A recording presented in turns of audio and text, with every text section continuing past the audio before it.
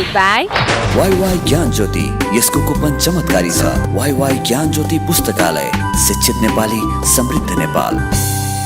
Life is so sleek in my kitchen.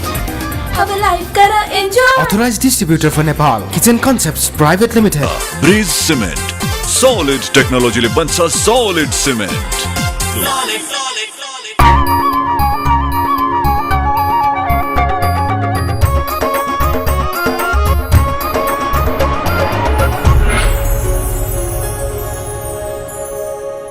Himalaya television देख रहा सभी दर्शकों में मैं दयाराम अग्रवाल को प्यार भर्यो अभिवादन।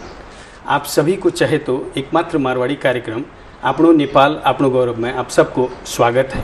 आओ कार्यक्रम में आगे बढ़ा आपकी पंक्तियां से। आपकी पंक्तियां।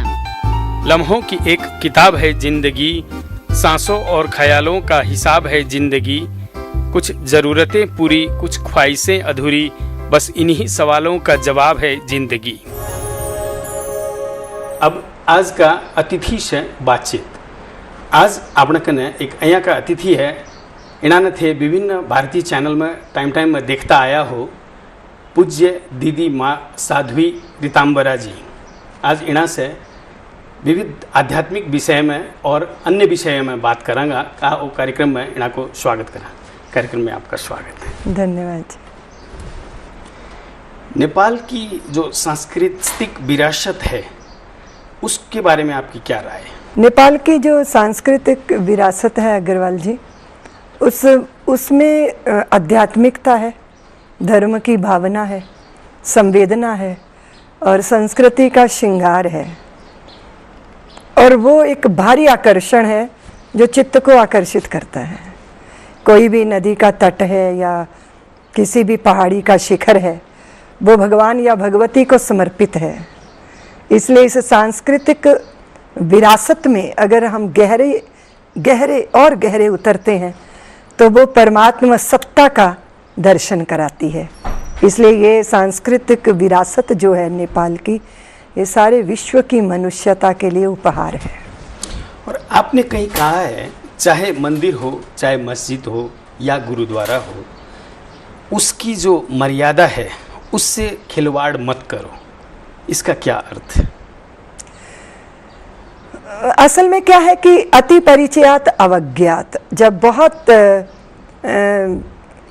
श्रद्धा और आस्था के बिना हम अपने देवस्थानों पर, देवालयों में या अपने जो आराध्य और श्रद्धेय स्थल हैं उनके साथ व्यवहार करते हैं तो वो मर्यादा का लंघन होता है।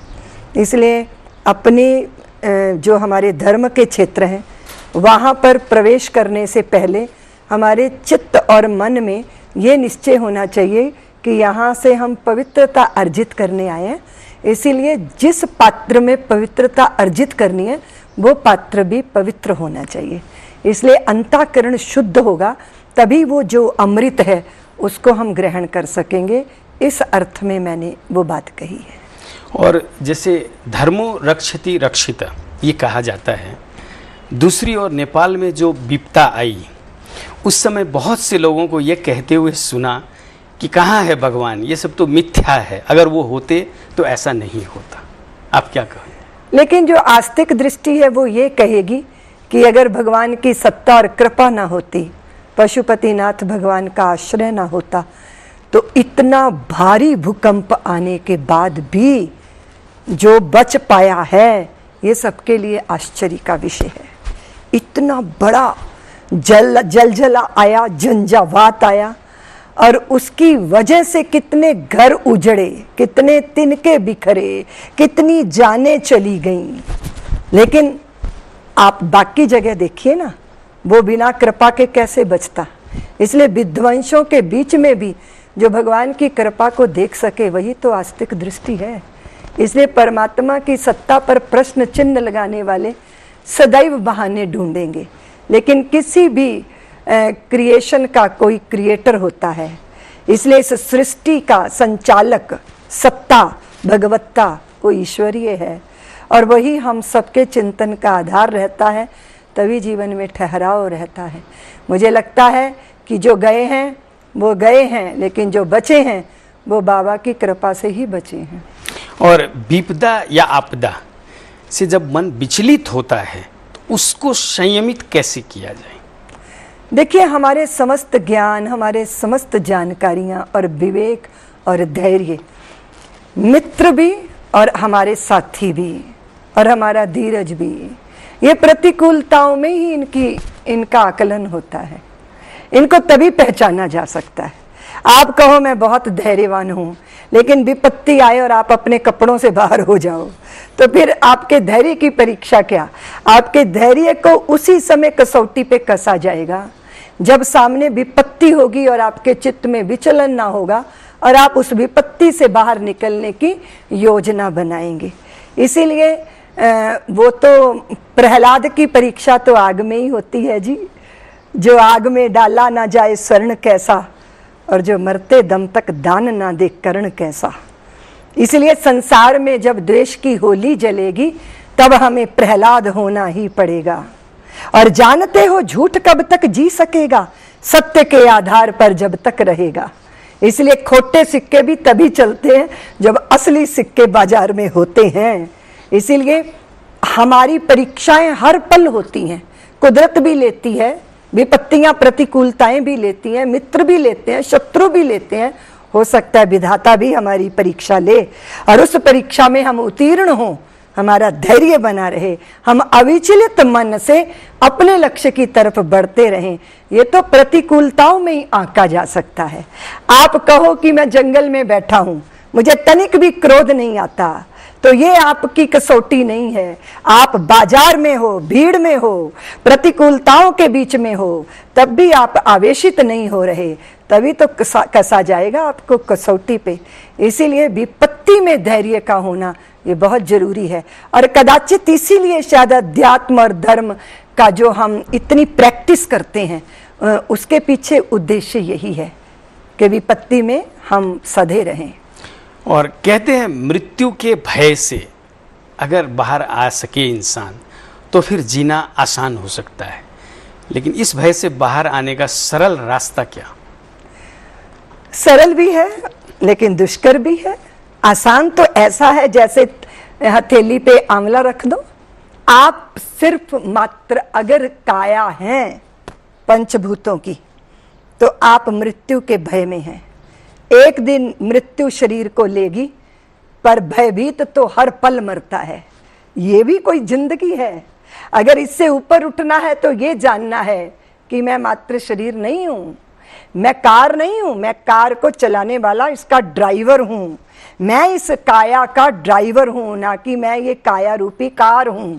और ये जब तक हमारी देह से हमारा तादात्म्य नहीं टूटेगा तब तक ये निश्चय नहीं होगा। और जब तक आत्मा में निश्चय नहीं होगा तब तक डर रहेगा ही। और जितने इंतजाम है लोग डर के मारे करते हैं। एक व्यक्ति ने कहा, एक राजा था, उसने कहा मैंने इतना सुरक्षित घर बनाया है, इतना सुरक्षित, कोई आपत्ति विपत्ति और कोई चैलेंज नहीं कर सकता मुझे। पता चला कि उसके घर में उसने एक ही दरवाजा बनाया था, ना कोई खिड़की थी ना कोई और द्वार था। तो किसी संत ने कहा कि एक दरवाजा भी क्यों छोड़ा है, मौत तो इसके भीतर भी आ सकती है, ये दरवाजा भी बंद कर लो, फिर अपने आप को घर में नहीं कब्र में पाओगे। इसलिए जो डरता है वो हर पल मरता है, और जिसने भय पे काबू पा लिया उसने बड़ी जंग जीत ली। लेकिन ये तभी होगा जब हम देह से परे अपनी आत्म सत्ता का साक्षात्कार करेंगे। और नेपाल में जो पिछले दिनों भूकंप आया उसमें बहुत से लोगों ने जानें दी। कुछ ऐसी स्थितियां भी है जो कि मलबे के अंदर आज भी लाशें पड़ी हैं, तो उन सब की मुक्ति के लिए क्या करना चाहिए? देखिए, सबसे पहले तो मैं आपके चैनल के माध्यम से नेपाल वासियों को अपनी संवेदना व्यक्त करना चाहती हूँ। जब ये भूकंप आया चित्त में बहुत वेदना थी। मनुष्यता कैसे बिलख रही है, बच्चे कैसे क्रंदन कर रहे हैं, और मलबे के गुब्बार और वो धुआं, वो धूल आसमान में छाना और वो तिनकों का बिखरना, वो सचमुच हृदय विदारक था। मैं अपनी संवेदना व्यक्त करती हूँ नेपाल की धरती के लिए, नेपाल वासियों के लिए, जो चले गए हैं उनकी आत्मा की शांति के लिए पशुपतिनाथ भगवान को प्रार्थना करती हूँ। जो रह गए हैं उनके अपनों का विछोह झेलने की उनमें सामर्थ्य आए, वो पुनः उठकर खड़े हों, अपने घरौंदों के तिनकों को समेटें और अपने बालकों को छत दें। ऐसा जल्दी से हो सके, बारिश आने से पहले। ऐसी मेरी हृदय की बहुत ही दिली भावनाएं हैं। मैं उस संवेदना को व्यक्त करते हुए, आपने जो पूछा है कि ये जो भूकंप आया, इसमें जो कई लोग मर गए उनकी और कई मलबे में हैं आज के दिन, उनकी मुक्ति। मुझे लग रहा था कि मैं जैसे 4 दिन से नेपाल में थी, तो मुझे बार बार मन में ये आ रहा था कि एक सामूहिक यज्ञ का आयोजन होना चाहिए, क्योंकि हमारी हिंदू संस्कृति एक निश्चित प्रक्रिया देती है। क्योंकि अचानक मृत्यु का आना, इसको हम अकाल मृत्यु मानते हैं।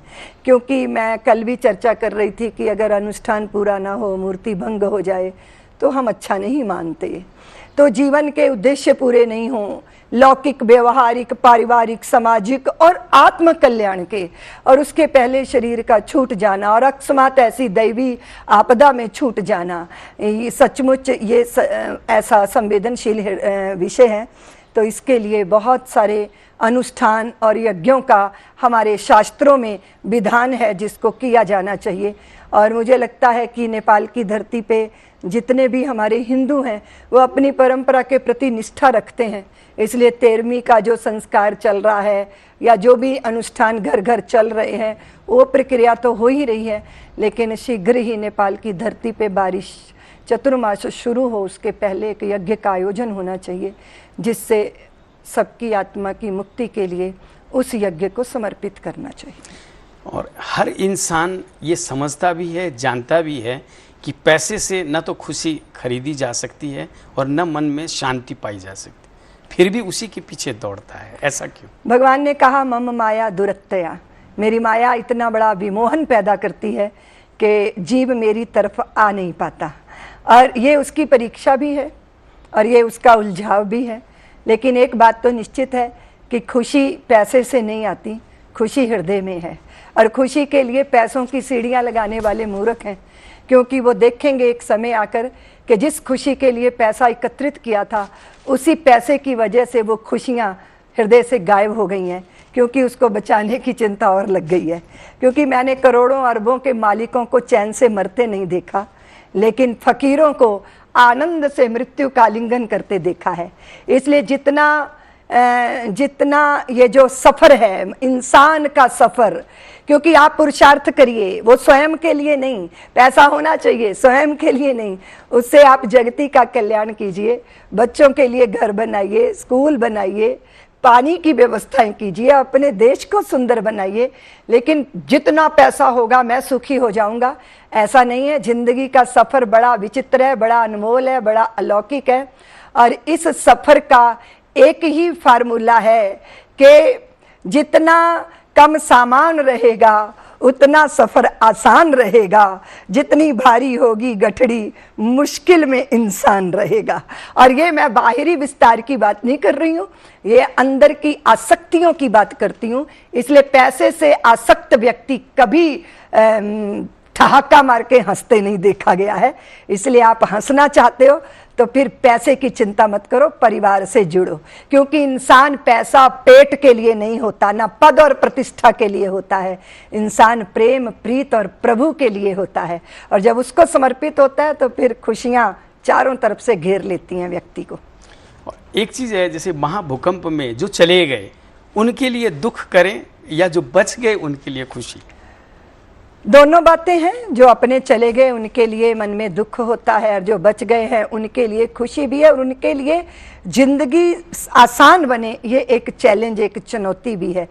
चीज़ें साथ साथ चलती हैं जी। एक तरफ रुदन है और दूसरी तरफ मैंने देखा घर में विवाह का उत्सव है तो नृत्य हो रहा है। इसलिए जाने वालों को विदा ही देना होगा, भले ही सजल आँखों से, लेकिन जो हैं उनकी ज़िंदगी को आसान बनाना होगा। क्योंकि उन्हें ये ना लगे कि इससे तो बेहतर था हम मर जाते, क्योंकि ऐसी ज़िंदगी को क्या फ़ायदा जीने से, ऐसा उनके मन में ना आए। इसलिए हम सबका फर्ज बनता है कि वो जिंदगियों को हम आसानी की सांस दे सकें। और प्रकृति हमें जीने के लिए सब कुछ उपलब्ध कराती है, लेकिन जब वो लेने पे आती है उस समय जो वो ले लेती है तो हम ये समझने लगते हैं कि हमारी चीज़ खो गई। ऐसा क्यों होता है? क्योंकि हम उससे आसक्ति करते हैं। जो मिला है वो हमेशा पास रह सकता नहीं, कब बिछुड़ जाए ये कोई राज कह सकता नहीं। इसलिए किसी दूसरे की अमानत पे स्वयं मालिकियत करना ये बेईमानी है, और बेईमान आदमी कहाँ सुखी हो पाता है। और योग या अध्यात्म पथ की इतनी सारी दुकानें हो गई हैं कि हर इंसान इस कश्मकश में है या इस उलझन में है कि कौन सी दुकान में मेरे लायक सामान मिलेगा। मुझे नहीं लगता कि धर्म एक दुकान है, और अगर धर्म दुकान है, अगर धर्म एक व्यापार है, धर्म एक धंधा है, तो फिर वो धर्म है ही नहीं है। इसीलिए धर्म बाजार नहीं होता, धर्म तो मन के अंदर लगे हुए बाजार से मुक्ति पाने का एक मार्ग होता है। इसलिए व्यक्ति को स्वयं के विवेक से काम लेना चाहिए। अगर आप बाजार जाके नकली और असली पहचान सकते हो, तो धर्म और योग के जगत में भी आप असली नकली क्यों नहीं पहचान सकते। जब एक मधुमक्खी नकली फूल पे नहीं बैठती, वो असली फूल पे ही बैठती है, तो क्या हम इंसान मधुमक्खी से भी गए बीते हैं कि हम असली और नकली को नहीं पहचान सकते। लेकिन एक बात निश्चित है कि इस बाजारीकरण के वातावरण में धर्म का व्यापार बनना, इससे बड़ा दुखद कोई विषय हो नहीं सकता। क्योंकि लोगों ने इसे व्यापार बनाया, क्योंकि ये बिना पूंजी का कोई इन्वेस्टमेंट नहीं है, बस बातें करो और दुकान चल जाएगी। लेकिन मैं आपसे फिर कहना चाहती हूं कि ये मात्र दुकान ही होता तो ये नकली दुकानें भी कभी नहीं चल सकती थीं। क्योंकि कुछ चंद लोग ऐसे हैं जो धर्म और अध्यात्म को सच्चाइयों के साथ जी रहे हैं, उन्हीं के बल पर खोटे भी चल जाते हैं। और बाजार में खड़े हुए व्यक्ति को विवेक रखना चाहिए। और मैं नहीं मानती धर्म, अध्यात्म या योग कोई बाजारू चीज है। ये तो व्यक्ति के उत्कर्ष का एक मार्ग है। आप चुपचाप अपने कक्ष में स्वयं अपनी चेतना या किसी सदग्रंथ को अपना मार्गदर्शक मानकर अपनी यात्रा कर सकते हैं। क्यों आप इस चकाचौंध में पड़े हैं? अपने विवेक को और अपने बुद्धि को, चेतना को जागृत कीजिए, अंदर से ही सारे प्रश्नों के उत्तर मिल जाएंगे। आज की दुनिया में जो धर्म परिवर्तन की लहर चली हुई है, इसको आप कैसे देखती हैं? मुझे लगता है कि धर्म परिवर्तन एक बहुत बड़ा वितंडावाद है। राजनैतिक विस्तारवाद की ये कहानियां हैं जिसको भोला इंसान समझ नहीं पाता। रोजी रोटी और कपड़े में भटकती हुई जिंदगी को जो है वो त्रास और तृषित है मन, उसको त्राण चाहिए, उसको कहीं ठिकाना चाहिए। और इस चक्कर में जो लुभा लेता है, जो आकर्षित करता है, वो भोले मन के जनता उसी तरफ आकर्षित हो जाती है। मुझे लगता है कि सबको अपनी निजता में जीने का अवसर देना चाहिए, क्योंकि धर्म परिवर्तन का वातावरण सेवा के नाम पर भी होता है। तो सेवा के नाम पर सौदा करना और भोले भाले लोगों को उनकी अपनी संस्कृति संस्कारों से दूर ले जाना, ये तो बहुत भारी षड्यंत्र है। इन षड्यंत्रों को चलते रहने देना भी उचित नहीं है, लेकिन इन षड्यंत्रों को समझ नहीं पाना और उस प्रवाह में बह जाना, यह भी तो उचित नहीं है। क्योंकि हम चाहे जो मर्जी बदल लें, अपनी पूजा पद्धति बदल लेंगे, नाम बदल देंगे, ऐसा कैसे हो सकता है कि आप अपना रक्त बदल सकते हो या आप अपने पुरखे और पूर्वजों को बदल सकते हो। इसलिए अपनी जड़ से ही जुड़े रहने से हम खिलेंगे। इसलिए अपने स्वधर्म जो अपना धर्म है उसमें ही सबको विराजमान रहना चाहिए। और मुझे लगता है कि धर्मांतरण जैसी चीज़ें वहाँ ख़त्म हो सकती हैं जहाँ सरकारें सक्षमता से समाज की सब ज़रूरतों को पूरा करे, समाज उन ज़रूरतों को पूरा करे। क्योंकि एक डिस्प्रिन की गोली और एक जोड़ी कपड़ा अगर धर्म परिवर्तन का माध्यम बन गया है, तो फिर समाज को भी विचार करना है कि वहाँ पर तो आपके पास एक बाथरूम के अंदर 10 लाख रुपया खर्च करने के लिए है, तो फिर उनके लिए आपके पास धन कहां गया जो कचरे में से दाने बीन कर अपने पेट की आग बुझा रहे हैं। तो क्या समाज उससे आंखें मूंदे बैठे रहेगा? आप मंदिर में भगवान की प्रतिमा में ही भगवत्ता देख रहे हो, आप इंसानों में देखो उसे, और फिर आपके चरण बढ़ेंगे उनकी मदद में, और फिर इस तरह के षड्यंत्र कभी भी सफल नहीं हो पाएंगे। ये काम सबकी जिम्मेदारी है, ये होना चाहिए। आप जो है वृद्धाश्रम, नारी आश्रम या अनाथ आश्रम के खिलाफ हैं, ऐसा क्यों? मैं खिलाफ नहीं हूं, क्योंकि किसी भी व्यवस्था की खिलाफत ये स्वस्थ तरीका नहीं है। मैं एक प्रश्न खड़ा कर रही हूं कि आप एक सारी ऊर्जा को नारी निकेतन में या वृद्धों को वृद्धाश्रम में या छोटे छोटे बालकों को बाल आश्रम में कैदियों की तरह रख के कौन सा परिणाम लेकर आओगे? आप सोचो तो कि अभी तक ये जो चल रही है व्यवस्था, इस व्यवस्था में क्या निकल कर आया। फिर आप अतीत को तो खंगाल लो। अतीत में जब झांकोगे तो भगवान राम के 2 पुत्र 7 और 6 वर्ष के लव कुश ने उस सभा को स्तब्ध कर दिया जो राजा राम की सभा थी। कल्पना कीजिए कि वो बालक वाल्मीकि जी के आश्रम में थे, तभी तो उनमें तेजस्विता आई। अगर वो किसी बाल आश्रम की जड़ व्यवस्था के शिकार होते तो वो ऐसे तेजस्वी कैसे हो सकते थे? कण्व ऋषि के आश्रम में शकुंतला ने आश्रय पाया? नहीं, वो निराश्रित थी नहीं जो आश्रय पाती। कण्व ऋषि के आश्रम में वो थी, भरत का वहां जन्म हुआ और उसी आश्रम में उस अंगूठी का निर्माण किया गया जिस अंगूठी को पहचान के दुष्यंत अपने अतीत को पहचाने और शकुंतला को वो सम्मान दे। तो अतीत के भारत में तो ये था, ना कोई अनाथ आश्रम, ना कोई महिला आश्रम, ना कोई वृद्धाश्रम। तो हमने ये कहां से अडॉप्ट किया है? ये हमारा नहीं है, ये हमारी संस्कृति सभ्यता नहीं है। पितरों का तर्पण करने वाला अगर समाज वृद्धाश्रम खोल रहा है तो ये उत्कर्ष हो नहीं सकता। ये संबंधों की शिथिलता का कारण, उसकी वजह से ये पतन है। मैंने अपनी दृष्टि से ये देखा, इसलिए मैं विरोध नहीं कर रही हूं, पर मेरा एक भाव है, मेरी एक दृष्टि है। तो मुझे लगा कि ये 3 तरह के लोग एक साथ क्यों नहीं आ सकते? अगर उनके पास खून का रिश्ता नहीं है, भावनाओं का तो रिश्ता है, क्यों हम उनको बेचारे बनाएं? जिसको रोटी खिलानी है आपने, उसे रोटी कमाने लायक बनाइए ना। बेचारे तैयार करना, दया के पात्र तैयार करना, स्वयं दाता होने का दंभ पालना, ये तो उचित व्यवस्था नहीं है। हम उन बालकों को इतना स्वाभिमान दे सकते हैं कि वो विश्व का नेतृत्व कर सकते हैं। तो ऐसी व्यवस्थाएं जो दया पर आधारित है, वो बेचारे तैयार करने की फैक्ट्रीज हैं। ये मेरी अपना विचार है, आपको स्वीकार है या नहीं हो सकता है, लेकिन मेरा विनम्रता से ये अनुरोध है कि पुनर्विचार तो होना ही चाहिए। क्यों ना हम 3 तरह के लोगों को एक साथ लाएं और वो जो भारतीय या हमारी नेपाल की धरती में भी, हमारी हिंदू संस्कृति में परिवार की अवधारणा है, ये सारे विश्व को हमें दिखानी चाहिए कि जब परिवार होता है तो ऐसे होता है। फिर ये वात्सल्य ग्राम जो आप चला रही हैं वो क्या है? वात्सल्य ग्राम तो एक प्रयोग भूमि है। वात्सल्य ग्राम कोई इतनी बड़ी समस्या का समाधान नहीं है, क्योंकि जब मेरे मन में ये प्रश्न उठे कि ये क्यों, तो भाई निंदा करके हट जाना ये तो जिम्मेदारी की बात नहीं। अगर मेरे मन में ये प्रश्न आए हैं कि ये 3 व्यवस्थाएं बहुत बड़ा परिणाम नहीं ला रही, तो फिर मैंने कहा मैं जिम्मेदारी ओढ़ती हूँ, एक प्रयोग करके देखते हैं। वात्सल्य ग्राम में एक प्रयोग किया गया, तो वात्सल्य ग्राम इस प्रयोग की प्रथम प्रयोग भूमि है, ये भी नहीं कहूंगी, क्योंकि अतीत के भारत में तो ये हो ही रहा था। हमने तो अतीत के भारत से आज के समय में, अतीत की संस्कृति से, हिंदू संस्कृति से आज के इस युग को जोड़ने की कोशिश की है। तो वहाँ 3 तरह के लोग एक परिवार में रहते हैं और भी तैयार होके अपने अपने घर बनाते हैं, समाज के अंदर स्थापित हो जाते हैं, लेकिन उसी स्वाभिमान के साथ, जिस स्वाभिमान के साथ एक परिवार में बच्चा तैयार होता है। हर गुरु ये कहता है कि देश की जो सीमाएं हैं, उन सीमाओं का कोई काम नहीं है। हम सब इंसान एक हैं, हमारा धर्म जाति हम सब एक हैं और एक दूसरे के लिए जियो।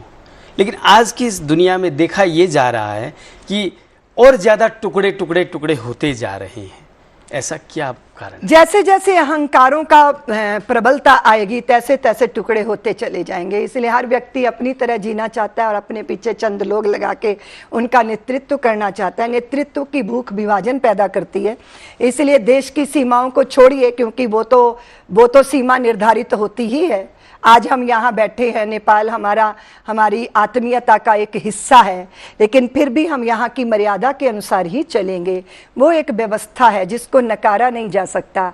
लेकिन विभाजन का एक ही कारण है कि आप मेरे पीछे चुपचाप नहीं चल सकते, आपने अपने पीछे 10 लोगों को चलाना है। इसलिए विभाजन वहाँ होगा जहाँ अहंकार प्रबल होंगे, और जहाँ विनम्रता होगी वहाँ मिलन होगा, वहाँ सम्मिलन होगा, और उससे सृजन होगा, और उससे सबको खुशी होगी। ऐसे वातावरण का निर्माण करने के लिए ही संत प्रयत्न करते रहते हैं। तो एक चीज़ और है, जैसे आध्यात्मिक गुरु धीरे धीरे एक उपाधि से अलंकृत होने के लिए लालायित देखे जाते हैं।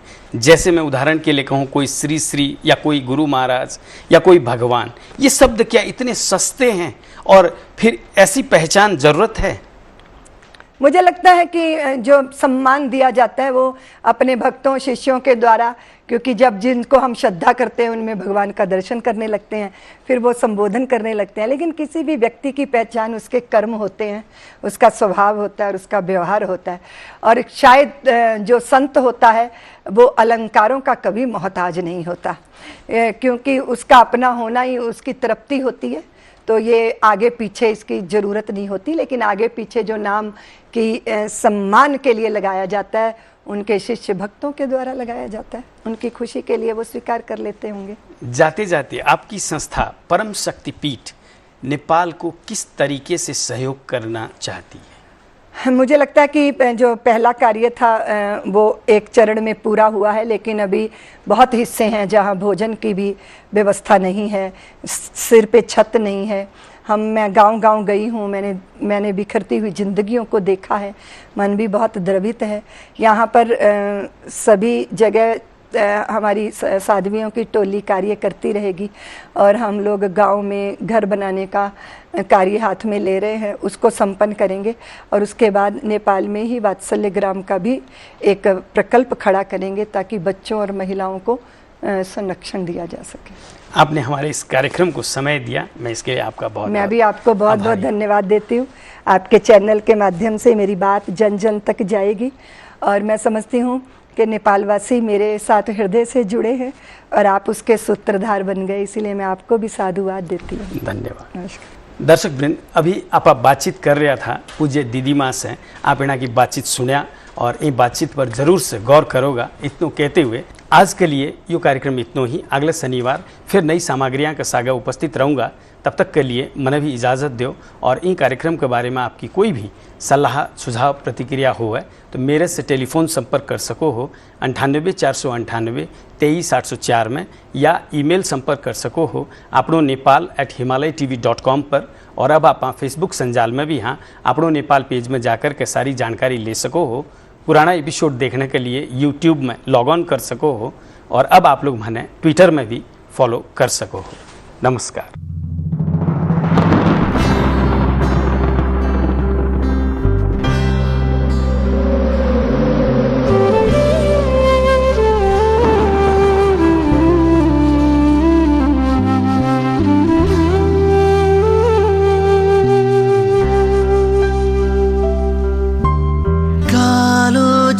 दिन काले छ रात,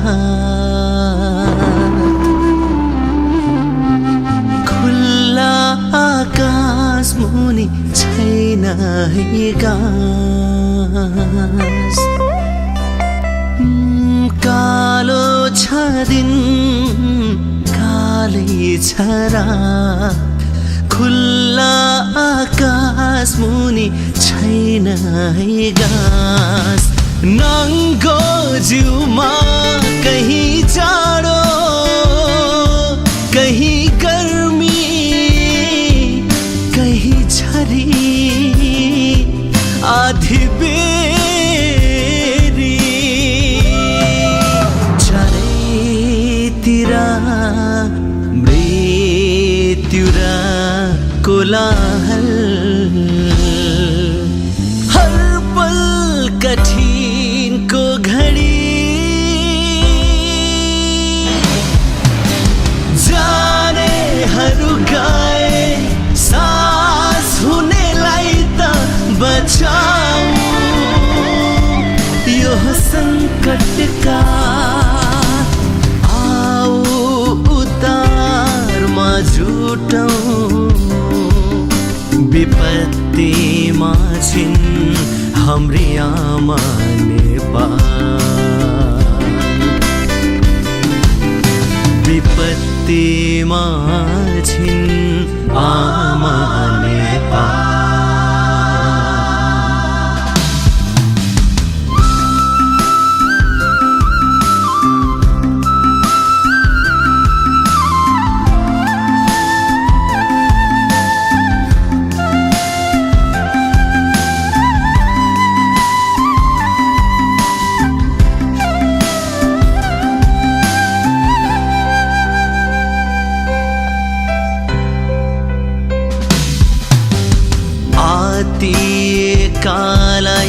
अभय दिउँ घाइतेहरूलाई उपचार गरौँ असहायलाई सहारा दिउँ सम्पदाहरूलाई सम्भार गरौँ सबै जाति सबै वर्ग सबै क्षेत्र समेटौँ एकजुट भई सिलाऊ जति घाउहरू भेटौँ हुनेले धन दिउँ नहुनेले मन दिउँ आऊ हामी तन मन वचन र कर्मले दुखीहरूको सेवा गरौँ हामी मानिस हौँ सधैँ मानिस भई बाँचौँ दुखीहरूको सेवा गरौँ मानिस भई मानिसलाई अमूल्य अमूल्य जीवन दिउँ जानेहरू गए सास हुनेलाई त बचाऊ यो सङ्कटका आऊ उद्धारमा जुटौँ विपत्तिमा छिन् हाम्री आमा नेपाल विपत्तिमा छिन् आमा नेपाल